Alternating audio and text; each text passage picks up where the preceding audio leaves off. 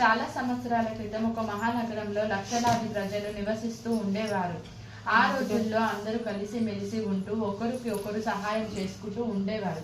కానీ ఈ రోజుల్లో ప్రజలు తీరుతెన్నులు వేరు.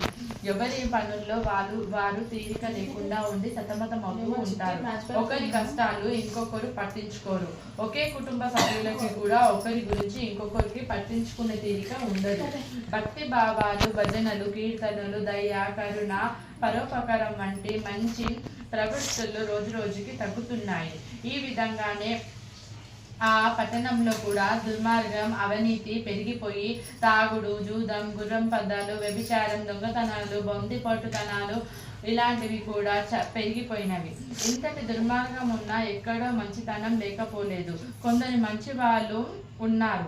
అలాంటి వారిలో షీల, ఆమె భర్త ముందుగా దిగినవారు. షీల చాలా ధార్మిక చింతన కలిగి ఎప్పుడు సంతోషంగా ఉండేది. ఆమె భర్త కూడా మంచి ప్రవర్తనతో ఎంతో వివేకంగా ఉండేవాడు.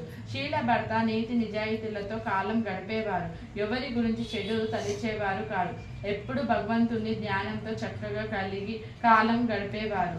వారి కుటుంబం ఆ నగర వాసులకి అధర్మప్రయంగా ఉండేది. ఈ విధంగా షీల సంసారం సుఖంగా సాగుతుంది. కానీ విధి విధానాన్ని ఎవరు తప్పించగలరు? రెప్పపాటులో పేద రాజవగలడు.